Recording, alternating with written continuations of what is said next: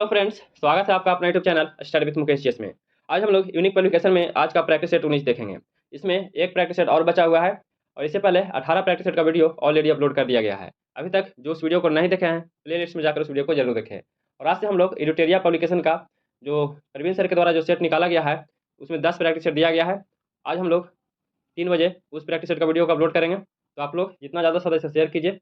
तो आइए चलिए पहला प्रश्न को देखते हैं।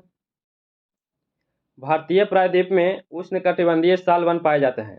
तो उष्णकटिबंधीय साल वन जो पाए जाते हैं या मालवा पठार में पाए जाते हैं। इसका उत्तर जो है डी सही है। भारतीय प्रायद्वीप में उष्णकटिबंधीय साल वन मालवा के पठार में पाए जाते हैं। उष्णकटिबंधीय वर्षा वन और शुष्क वन दो प्रकार का होता है। मालवा का पठार मध्य प्रदेश एवं उत्तर प्रदेश का बुंदेलखंड क्षेत्र में पाया जाता है। दूसरा प्रश्न है कि निम्नलिखित में से वह शासक कौन था जिसने राजा सिंहासन पर बैठने के लिए अपने पिता बिंबिसार की हत्या किया था। तो अपना पिता बिंबिसार की हत्या किसने किया था? बिंबिसार की हत्या अजातशत्रु के द्वारा किया गया था। इसका उत्तर बी सही है। अजातशत्रु अपने पिता की हत्या कर सिंहासन पर अधिकार कर लिया था। अजातशत्रु ने अपने पिता बिंबिसार एवं अजातशत्रु का पुत्र उदयन ने अपने पिता अजातशत्रु की हत्या कर दिया था। 1545 ईस्वी पूर्व में बिंबिसार ने हर्यक वंश की स्थापना किया था। हर्यक वंश को पितृहंता वंश के नाम से भी जाना जाता है। तीसरा प्रश्न है कि निम्नलिखित में से भारतीय संविधान के ऊपर सबसे अधिक प्रभाव किसका पड़ा था। तो भारतीय संविधान के ऊपर सबसे अधिक प्रभाव जो है किसका पड़ा था? तो सबसे अधिक प्रभाव भारत सरकार अधिनियम 1935 का पड़ा था। इसका उत्तर ए सही है। अगला प्रश्न है कि किस कंपनी को बीमार माना जाएगा यदि उसके द्वारा घोषित बरसात सूचित हानि कंपनी के कुल मूल्य का कितना परसेंट क्षय को दर्शाएगा। तो किस कंपनी को बीमार माना जाएगा? तो जो कंपनी 50% क्षय को दर्शाता है उसे बीमार माना जाएगा। इसका उत्तर सी हो जाएगा। अगला प्रश्न है कि यूपीएससी में अध्यक्ष के अलावे कितने सदस्य होते हैं। तो यूपीएससी में अध्यक्ष के अलावे कितने सदस्य होते हैं? तो इसमें अध्यक्ष के अलावे 10 सदस्य होते हैं। इसका उत्तर सी सही है। अगला प्रश्न है सर्वोच्च न्यायालय के न्यायाधीशों का चुनाव किस प्रकार होता है। तो सर्वोच्च न्यायालय के न्यायाधीशों का चुनाव है किस प्रकार होता है? तो इसका चुनाव जो होता है मुख्य न्यायाधीश की सलाह पर राष्ट्रपति के द्वारा होता है। मुख्य न्यायाधीश की सलाह पर राष्ट्रपति के द्वारा होता है। इसका उत्तर डी सही है। 7वां नंबर प्रश्न है कि प्रजातंत्र की संसदीय कार्यप्रणाली में भारत का अंशदान क्या है। तो प्रजातंत्र की संसदीय कार्यप्रणाली में भारत का अंशदान क्या है? तो इसमें अंशदान है शून्यकाल। क्या है? शून्यकाल है। इसका उत्तर ए सही है। 12 से 1 तक के शून्यकाल है और शून्यकाल की अवधारणा का जो देन है यह भारत का देन है। अगला प्रश्न है कि भारत के संसद में सत्र के दौरान शून्यकाल का अधिकतम अवधि कितना समय निर्धारित है। तो शून्यकाल का जो अधिकतम अवधि है कितना समय निर्धारित है? तो इसका समय निर्धारित है 1 घंटे का है। कितना का है? 1 घंटे का निर्धारित किया गया है। इसका उत्तर जो है बी सही है। 9 और प्रश्न है कि भारत के निर्वाचन आयोग में अध्यक्ष के अलावे और कितने सदस्य होते हैं। तो भारत के निर्वाचन आयोग में अध्यक्ष के अलावे इसमें 2 सदस्य और होते हैं। इसका उत्तर जो है डी सही है। अगला प्रश्न देखते हैं। निम्नलिखित में से गंगा की कौन सी सहायक नदी उत्तर की ओर बहती है। तो गंगा की सहायक नदी जो है वह उत्तर की ओर बहती है। तो कौन सी नदी है? तो वह नदी जो है सोन नदी है। कौन नदी है? सोन नदी है। इसका उत्तर जो है सी हो जाएगा। सोन नदी मध्य प्रदेश के अमरकंटक से निकलती है जो उत्तर प्रदेश झारखंड होते हुए बिहार में पटना जिले के मनेर के पास गंगा में मिल जाती है। जो उत्तर की ओर प्रवाहित होने वाली गंगा की सहायक नदी सबसे लंबी सहायक नदी सोन नदी है। अगला प्रश्न है कि वायु प्रवाह के बीच में पर्वतों के आ जाने से जो वर्षा होती है उसे क्या कहते हैं। तो पर्वतों के बीच में आ जाने से उसे क्या कहते हैं? तो उसे पर्वतीय वर्षा कहते हैं। क्या कहते हैं? पर्वतीय वर्षा कहा जाता है। इसका उत्तर ए सही है। 12 नंबर प्रश्न है कि चक्रवात क्या है। तो चक्रवात क्या है? तो चक्रवात जो है यह उत्तरी गोलार्ध में उत्तरावर्त हवाओं की एक निम्न दाब पेटी है। क्या है? निम्न दाब पेटी है। इसका उत्तर जो है सी सही है।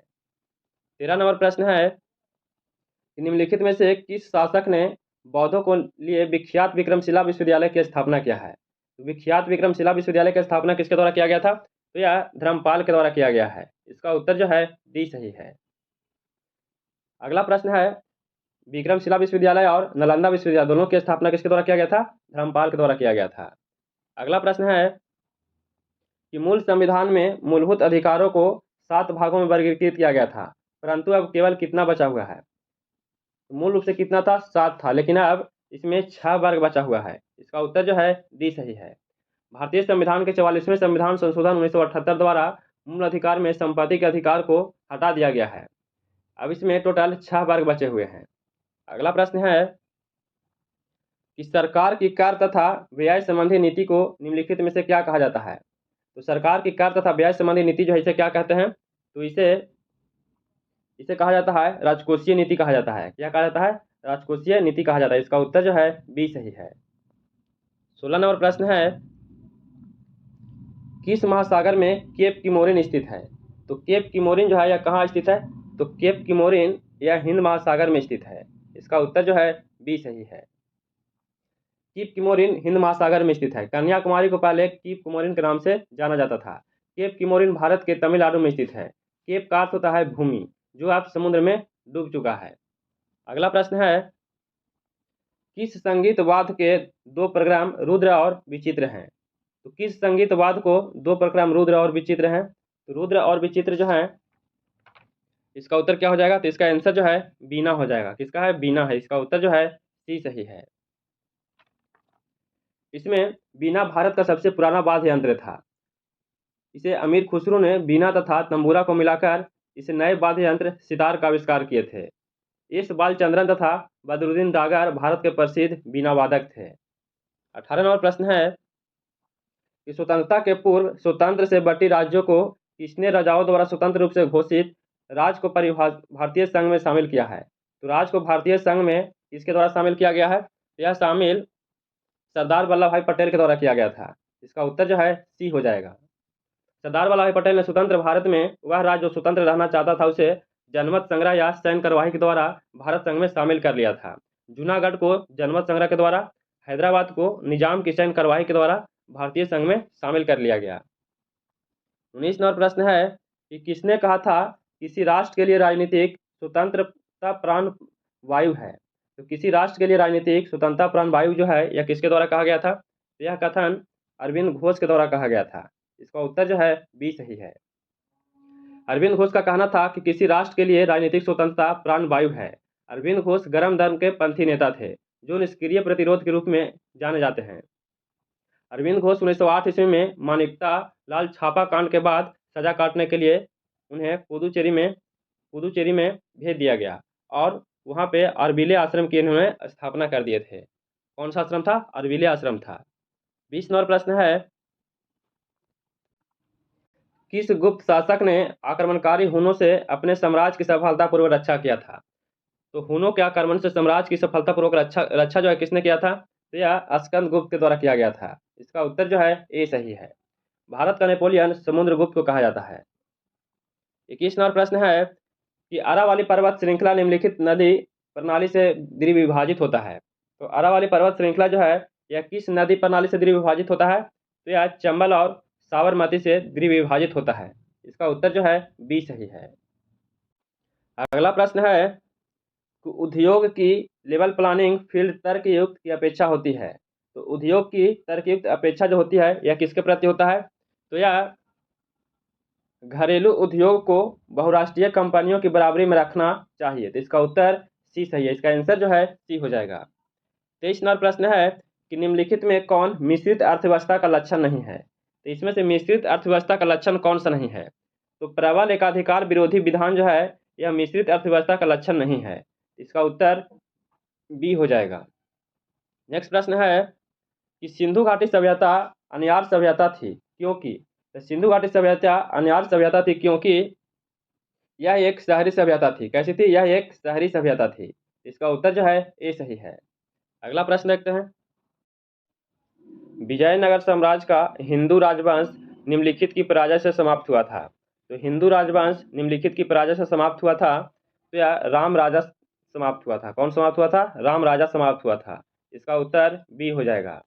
बीजापुर, अहमदनगर, गोलकुंडा एवं बिदर की संयुक्त सेनाओं ने 23 जनवरी 1565 को राजसी तगड़ी के युद्ध में सदा शिवराय के मंत्री रामराज को पराजित किया था तथा अहमदनगर के हुसैन निजाम शाह ने रामराज का वध कर दिया था। 26 नंबर प्रश्न है कि किस प्रकार की मिट्टी में कार्बनिक पदार्थों की अधिकता होती है। तो कार्बनिक पदार्थ की अधिकता किसमें होती है, तो यह जलोढ़ मिट्टी में होता है। किस में होता है? जलोढ़ मिट्टी में होता है। इसका उत्तर जो है बी सही है। इसमें 43.4% भाग पर यह मिट्टी पाया जाता है।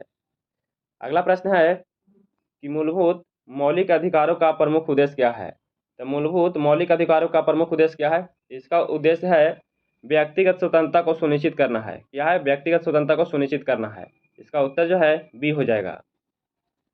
अगला प्रश्न है कि राजा मान सिंह को बिहार प्रांत का प्रांतपति नियुक्त किया था। तो राजा मान सिंह को बिहार प्रांत का प्रांतपति किसके द्वारा नियुक्त किया गया था? तो यह अकबर के द्वारा नियुक्त किया गया था। इसका उत्तर जो है सी सही है। राजा मान सिंह को बिहार का प्रांतीय अकबर के द्वारा नियुक्त किया गया था। अकबर ने 1580 में बिहार को सूबा प्रांत घोषित किया था। अगला प्रश्न है कि मुगल शासक जहांगीर ने 1621 ईस्वी में किसे बिहार का प्रांतपति नियुक्त किया था? तो 1621 ईस्वी में बिहार का प्रांतपति नियुक्त जो किया था जहांगीर, यह किसको किया था? तो जहांगीर के द्वारा राजकुमार परवेज को किया गया था। इसका उत्तर जो है बी सही है। 1621 ईस्वी में मुगल सम्राट जहांगीर द्वारा अपने पुत्र राजकुमार परवेज को बिहार का सूबेदार नियुक्त किया गया था। बिहार का सूबेदार बनने वाला पहला मुगल राजकुमार था। 30 नंबर प्रश्न है कि देश के किस राज्य में सबसे पहले जमींदारी उन्मूलन कानून बना था? तो सबसे पहले जमींदारी उन्मूलन कानून जो है कहाँ बना था? तो सबसे पहले बिहार राज्य में बना था। इसका उत्तर जो है ए सही है। नेक्स्ट प्रश्न है कि भारत के संविधान में पहला संशोधन किस राज्य के कारण हुआ था? तो भारत के संविधान में पहला संशोधन जो है किस राज्य के कारण हुआ है? तो यह बिहार राज्य के कारण हुआ था। इसका उत्तर डी सही है।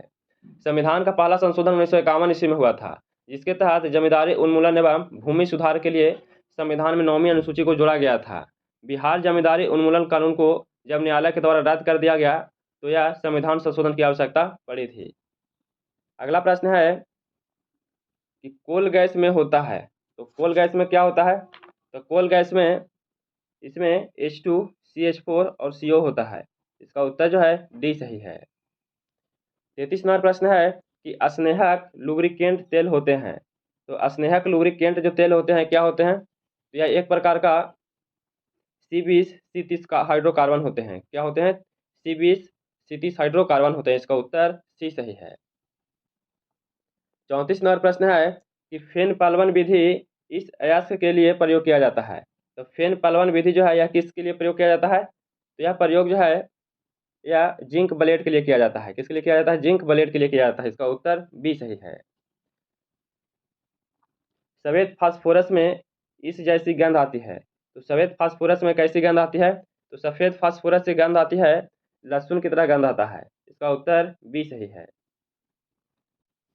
इसके लिए बेलनाकार लेंस की आवश्यकता होती है। तो बेलनाकार लेंस की आवश्यकता किसके लिए होता है? तो बेलनाकार लेंस की जो आवश्यकता है यह अबिंदुकता के लिए होता है। इसका ऑप्शन जो है डी सही है। अगला प्रश्न है कि पृष्ठ तनाव का मात्रक क्या है? तो पृष्ठ तनाव का मात्रक क्या है? तो पृष्ठ तनाव का मात्रक जो है इसका मात्रक न्यूटन पर मीटर है। क्या हो जाएगा? न्यूटन पर मीटर हो जाएगा। इसका उत्तर बी सही है। 38 नंबर प्रश्न है कि कौन सा अनुप्रस्थ तरंगे नहीं है? तो इनमें से अनुप्रस्थ तरंगे कौन नहीं है? तो इनमें से ध्वनि तरंगे जो है यह अनुप्रस्थ तरंगे नहीं है। यह जो है से अनुदैर्ध्य तरंग है। इसका उत्तर सी हो जाएगा। 39 नंबर प्रश्न है कि कोणीय संवेग का विमीय सूत्र होता है। तो कोणीय संवेग का विमीय सूत्र क्या होता है? तो इसका विमीय सूत्र जो है ml⁻2 T⁻⁻1 होता है। इसका उत्तर जो है बी सही है। दीर्घ रूप आवर्त सारणी में चौथे आवर्त में कितने तत्व होते हैं? तो चौथे आवर्त में कितने होते हैं? तो चौथे आवर्त में 18 तत्व होते हैं। कितने होते हैं? 18 तत्व होते हैं। इसका उत्तर बी सही है। अगला प्रश्न है कि किसी तत्व की H2O के साथ क्रियाशीलता न्यूनतम है। तो H2O के साथ क्रियाशीलता न्यूनतम जो है किसमें है? तो न्यूनतम जो है SI में है। किसमें है? सिलिका में है। इसका उत्तर डी हो जाएगा। इसके साथ जो है कि H2O की क्रियाशीलता कम है। 42 नंबर प्रश्न है कि इस आयरन का आकार उसके परमाणु से कम है। तो किस आयन का आकार जो है उसके परमाणु से कम है? तो परमाणु से जो कम है वह सोडियम का है। किसका? सोडियम का कम है। इसका उत्तर सी हो जाएगा। अगला प्रश्न है कि कौन एक सहसंयोगी यौगिक है? इनमें से सहसंयोगी यौगिक कौन सा है? तो HCl है। क्या हो जाएगा? HCl हो जाएगा। इसका उत्तर सी सही है। यहाँ से मैथ का प्रश्न दिया गया है। तो 7 का कितने परसेंट 84 हो जाएगा? तो इसका उत्तर क्या सही है? तो इसे जरूर बनाइएगा। इसका उत्तर जो है 1200 आ जाएगा। इसका आंसर सी हो जाएगा। 45 नंबर प्रश्न है, इसे बना लीजिएगा। 45 नंबर जो प्रश्न है इसका उत्तर सी हो जाएगा। इसका आंसर जो है 3380 हो जाएगा। 46 नंबर प्रश्न है, देखिए अनुपात का ये प्रश्न दिया गया है, इसका उत्तर बी हो जाएगा। 10:12:15 हो जाएगा। 47 नंबर प्रश्न है, इसका उत्तर बी सही है। इसका आंसर 6 हो जाएगा। 48 नंबर प्रश्न है, इस प्रश्न को देख लीजिए, इसका उत्तर डी हो जाएगा। इसका उत्तर जो है डी सही है। इसका आंसर 20 हो जाएगा। नेक्स्ट प्रश्न है कि जनसंख्या नियंत्रण और परिवार नियोजन भारत के संविधान की 7वीं अनुसूची में दी गई किस सूची से संबंध है? तो जनसंख्या नियंत्रण और परिवार नियोजन जो है यह 7वीं अनुसूची से संबंधित है। जो किस सूची का विषय है? तो यह समवर्ती सूची का विषय है। इसका उत्तर जो है डी सही है। अगला प्रश्न है कि चोल अभिलेखों में उल्लेखित भूमि की विभिन्न कोटियों के अनुसार कौन जैन संस्थानों को दान में दी गई भूमि को क्या कहा जाता है? तो जैन संस्थानों को दान में दी गई भूमि को क्या कहा जाता है? तो इसे पल्ली चंदनम कहा जाता है। क्या कहते हैं इसे? पल्ली चंदनम कहते हैं। इसका उत्तर डी सही है। 51 नंबर प्रश्न है, डैश को समान रूप से शैल, मलबा या ढाल से गिरने वाली मिट्टी के बृहद संचलन के रूप में परिभाषित किया जाता है। तो बृहद संचलन के रूप में परिभाषित किया जाता है तो उसे क्या कहते हैं? तो उसे भूस्खलन कहा जाता है। क्या कहते हैं? उसे भूस्खलन कहते हैं। तो इसका उत्तर डी सही है। अगला प्रश्न है कि किसने अपनी प्रजा में गंभीरता से भेदभाव और अन्याय को समाप्त करने का प्रयास किया था? तो भेदभाव और अन्याय को समाप्त करने का जो प्रयास किया था यह किसके द्वारा किया गया था? तो यह प्रयास अकबर के द्वारा किया गया था। इसका उत्तर जो है सी सही है। मुगल शासक अकबर द्वारा यह एक उदार शासक था। उसने 1563 में तीर्थ यात्रा कर और 1564 में जजिया कर को समाप्त कर दिया था। 53 नंबर प्रश्न है कि हिमनद के द्वारा लाए गए पदार्थ जैसे छोटे बड़े शैल, रेत एवं तलछट मिट्टी निक्षेपित होते हैं, जिन्हें हम हिमनद कहा जाता है। तो जिन्हें क्या कहते हैं? तो इसे हिमोट कहते हैं। इसे क्या कहते हैं? इसे हिमोट कहते हैं। इसका ऑप्शन जो है ए सही है। 54 नंबर प्रश्न है, 1921 में मोपला विद्रोह कहाँ हुआ था? 1921 में मोपला विद्रोह जो कहाँ हुआ था? 1921 में मोपला विद्रोह जो है यह केरल में हुआ था। इसका ऑप्शन जो है बी सही है। केरल के मालाबार क्षेत्र में मोपला विद्रोह मुस्लिम किसानों ने 1921 ईस्वी में विद्रोह किया था। इस विद्रोह के कारण थे मोपलाओं पर जमींदार का अत्याचार और ब्रिटिश सरकार के खिलाफत विरोधी का नीति था। इसका तत्कालीन कारण था कि अगस्त 1921 में अंग्रेजी सरकार द्वारा अली मुसलियार को बंदी बनाने का प्रयास करना था। यही कारण था कि मोपला विद्रोह 1921 ईस्वी में हुआ था। 55 नंबर प्रश्न है कि बंगाल विभाजन को किसके समय अलर्ट किया गया था? तो बंगाल विभाजन को किसके समय में उलट दिया गया था? तो बंगाल विभाजन जो है लॉर्ड हार्डिंग के समय में इसे उलट दिया गया था। इसका ऑप्शन जो है बी सही है। बंगाल विभाजन कर्जन के द्वारा 1905 ईस्वी में किया गया था, लेकिन लॉर्ड हार्डिंग के द्वारा इसे उलट दिया गया था। इसका उत्तर बी सही है। लॉर्ड मिंटो के बाद 1910 ईस्वी में लॉर्ड हार्डिंग द्वितीय भारत के वायसराय बने थे। उसके समय में ब्रिटेन के राजा जॉर्ज पंचम भारत आगमन हुआ था। वह 12 दिसंबर 1911 को दिल्ली में एक भव्य दरबार का आयोजन किया गया था। बंगाल विभाजन को रद्द करने की घोषणा एवं भारत की राजधानी कलकत्ता से दिल्ली स्थानांतरित करने का घोषणा भी किए थे। अगला प्रश्न है कि किस घटना से गांधी जी को भारत के स्वतंत्रता संग्राम के क्षेत्र में लाकर खड़ा कर दिया था? तो किस घटना ने गांधी जी को भारत के स्वतंत्रता संग्राम के क्षेत्र में लाकर खड़ा किया था? तो इन्हें रॉलेट अधिनियम जो था इसी के द्वारा उन्हें स्वतंत्रता संग्राम में लाकर खड़ा कर दिया था। इसका उत्तर जो है ए हो जाएगा। रॉलेट अधिनियम को बिना वकील, बिना दलील या बिना कानून वाला अधिनियम कहा जाता था। इसे काला कानून भी कहा जाता था। इसे आतंकवादी अपराध अधिनियम के नाम से भी जाना जाता था। यह 6 अप्रैल 1919 को एक देशव्यापी हड़ताल का आयोजन किया गया था। अगला प्रश्न है कि टाटा लौह एवं इस्पात का कंपनी की स्थापना सिंहभूम जिले के सांची में किस वर्ष किया गया था? तो सिंहभूम जिले के सांची में किस वर्ष किया गया है? तो यह 1907 ईस्वी में किया गया था। इसका उत्तर जो है बी सही है। टाटा लौह एवं इस्पात कंपनी की स्थापना 1907 में झारखंड में किया गया था, जो स्वर्ण रेखा नदी के घाटी में साक्षी नामक स्थान पर जमशेदजी टाटा के द्वारा किया गया था। अगला प्रश्न है कि ताजमहल के वास्तुकार कौन थे? तो ताजमहल के वास्तुकार कौन थे? इसका वास्तुकार उस्ताद अहमद लाहौरी थे। कौन थे? उस्ताद अहमद लाहौरी थे। इसका उत्तर जो है ए सही है। मुगल बादशाह शाहजहां 1627 से 1657 ईस्वी ने अपनी बेगम मुमताज महल की याद में ताजमहल का निर्माण करवाया था। ताजमहल की रूपरेखा उस्ताद ईर्षा ने तैयार किया था, लेकिन इसका मुख्य वास्तुकार उस्ताद अहमद लाहौरी था। 59 नंबर प्रश्न है कि दल बदल विरोधी कानून से संविधान का कौन सा संशोधन संबंधित है। तो दल बदल जो विरोधी कानून है यह कौन सा संविधान संशोधन द्वारा लाया गया है, तो यह 52वां संविधान संशोधन 1985 के द्वारा लाया गया था। इसमें 10वीं अनुसूची को जोड़ा गया था। इसका उत्तर जो है सी सही है। 60 नंबर प्रश्न है कि नेपानगर किस उद्योग के लिए प्रसिद्ध है। तो नेपानगर जो है यह किस लिए प्रसिद्ध है, तो नेपानगर जो है यह अखबारी कागज के लिए प्रसिद्ध है। इसका उत्तर जो है डी सही है। देश में अखबारी कागज बनाने का प्रथम कारखाना मध्य प्रदेश के नेपानगर में 1955 ईस्वी में स्थापित किया गया था। अगला प्रश्न है कि पाक जल संधि के मध्य स्थित है। तो पाक जल संधि जो है यह किसके मध्य स्थित है, तो पाक जल संधि यह भारत और श्रीलंका के बीच में स्थित है। इसका उत्तर जो है ए सही है। इसका आंसर ए हो जाएगा। अगला प्रश्न है कि भारत का पहला हिम तेंदुआ संरक्षण केंद्र किस राज्य में स्थापित किया जा रहा है। तो भारत का पहला हिम तेंदुआ संरक्षण केंद्र जो है यह भारत के किस राज्य में स्थापित किया जा रहा है, तो यह भारत के उत्तराखंड में स्थापित किया जा रहा है। कहाँ किया जा रहा है, उत्तराखंड में। तो इसका उत्तर जो है बी हो जाएगा। 63 नंबर प्रश्न है कि निम्नलिखित में से किस संस्थान द्वारा शांति स्वरूप भटनागर पुरस्कार दिया जाता है। तो शांति स्वरूप भटनागर जो पुरस्कार दिया जाता है यह किस संस्थान के द्वारा दिया जाता है, तो यह पुरस्कार जो है यह पुरस्कार वैज्ञानिक एवं औद्योगिक अनुसंधान परिषद द्वारा दिया जाता है। इसका उत्तर जो है ए हो जाएगा। इसका आंसर ए सही है।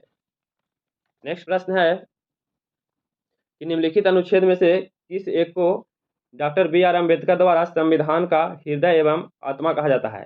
तो हृदय एवं आत्मा जो है किस अनुच्छेद को कहा जाता है, तो यह अनुच्छेद 32 को कहा जाता है। इसका उत्तर जो है डी सही है।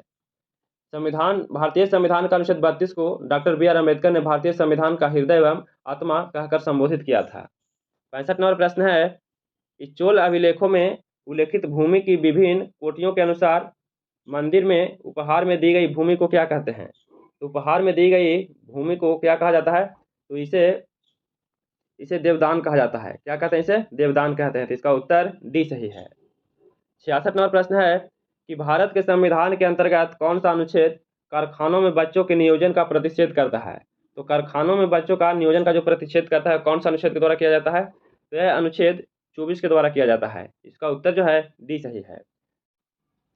संसद के दोनों सदनों तथा विधानसभाओं के सदस्यों के मतदान द्वारा किसका चुनाव किया जाता है।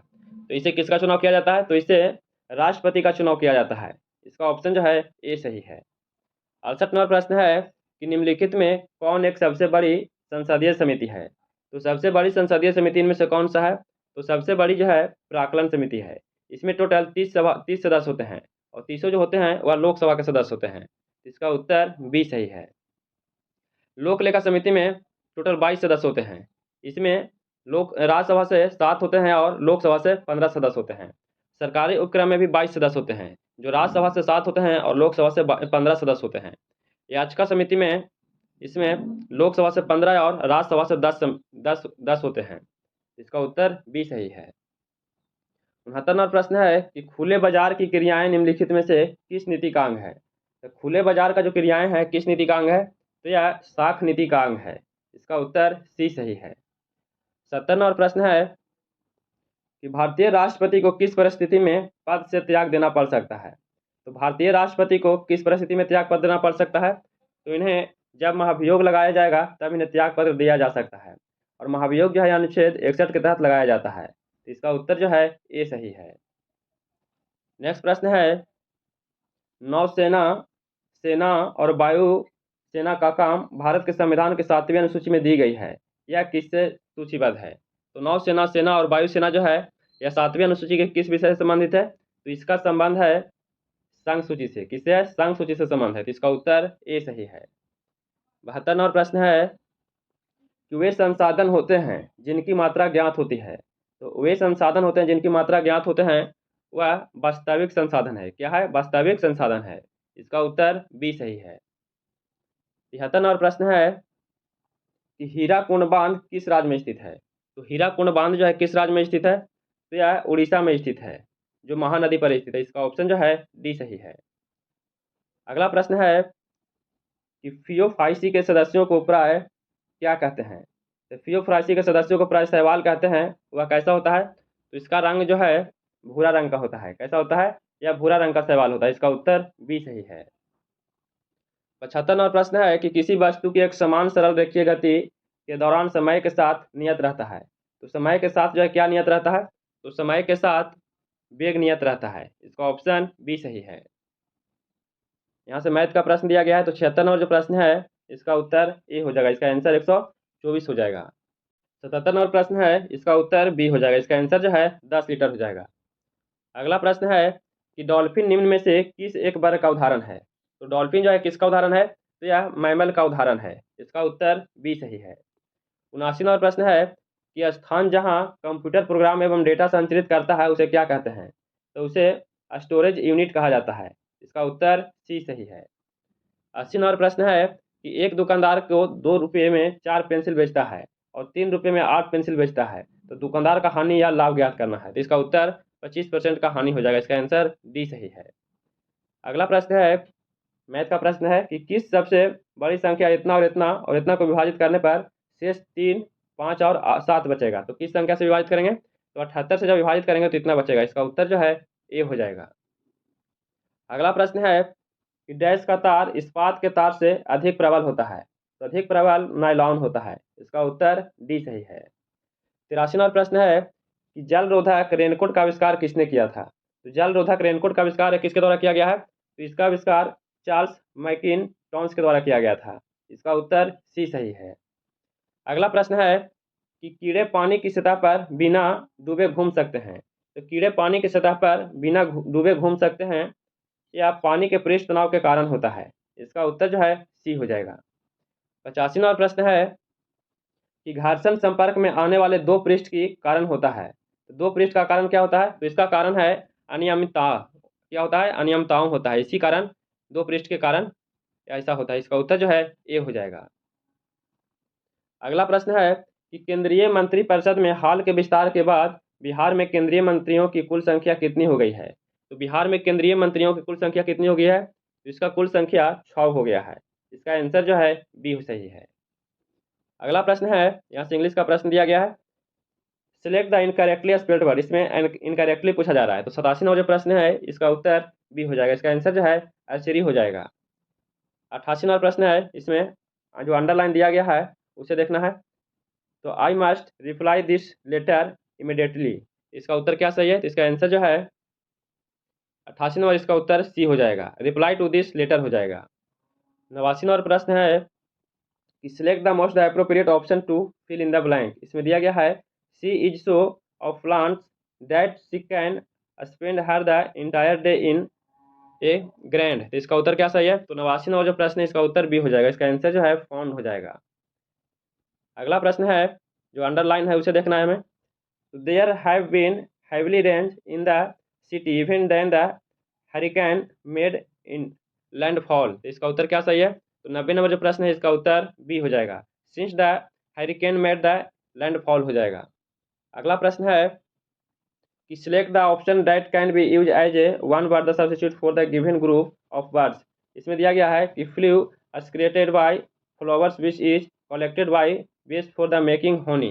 इसका उत्तर क्या सही है? तो 91 नंबर जो प्रश्न है इसका उत्तर डी हो जाएगा। इसका उत्तर जो है नेक्टाइल हो जाएगा। इसका आंसर डी सही है। अगला प्रश्न है इसमें अंडरलाइन का देखना है।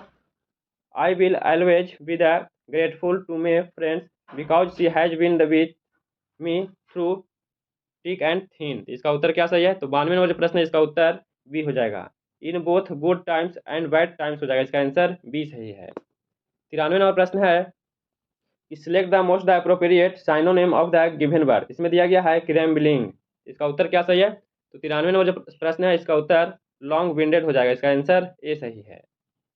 अगला प्रश्न है कि select the most the appropriate antonym of the given word. इसमें दिया गया है अपॉइंट। तो इसका उत्तर क्या सही है? तो 94 नंबर जो प्रश्न है इसका उत्तर डी हो जाएगा। इसका आंसर जो है डिसमिस हो जाएगा। इसका उत्तर डी सही है। यहाँ से हिंदी का प्रश्न दिया गया है। दिए गए शब्द के समानार्थी शब्द का चयन करना है।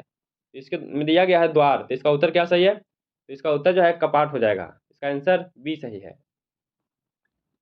अगला प्रश्न है सही बर्तनी वाले शब्द का चयन करना है। तो सही बरतने वाला शब्द इसमें से कौन सा है? तो इसमें सांसारिक जो है सही लिखा गया है, इसका उत्तर डी हो जाएगा। 97वां नंबर प्रश्न है, इसमें कौन सा उत्तर सही है? तो अध्यापक हमसे एक लेख लिखवाया, कोई त्रुटि नहीं है, इसमें उत्तर क्या सही है?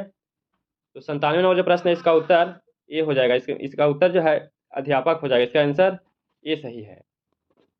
98वां नंबर प्रश्न है कि दिए गए वाक्य के लिए एक शब्द चुनना है जो किसी का पक्ष न ले। जो किसी का पक्ष न ले वह तटस्थ है, क्या हो जाएगा? तटस्थ हो जाएगा, इसका उत्तर डी सही है। 99वां नंबर प्रश्न है, प्रतिमा की माँ इस समय छोटे बच्चा को कहानी सुना रही है, कोई त्रुटि नहीं है, इसमें कौन सा उत्तर हो जाएगा? तो इसमें उत्तर जो है सी हो जाएगा, इसमें इसका उत्तर जो है 2 हो जाएगा। इस समय छोटे बच्चा को हो जाएगा, इसका उत्तर सी सही है। और आज का अंतिम प्रश्न है कि महिला कमांडो की फौज तैयार करने वाला बिहार देश का कौन सा राज्य बना है? तो महिला कमांडो को फौज तैयार करने वाला बिहार देश का कौन सा राज्य बना है? बिहार देश का पहला राज्य बना है, इसका उत्तर जो है ए सही है। तो कैसा लगा वीडियो? अगर वीडियो पसंद आया तो please like share and subscribe कीजिएगा, दोस्तों के पास शेयर जरूर कीजिएगा। और आज से हम लोग एडिटोरिया का प्रैक्टिस सेट शुरू करेंगे और इसका एक सेट और आएगा, इसके बाद यूनिक पब्लिकेशन का पूरी तरह से समाप्त हो जाएगा। फिर मिलते हैं नए वीडियो के साथ। जय हिंद।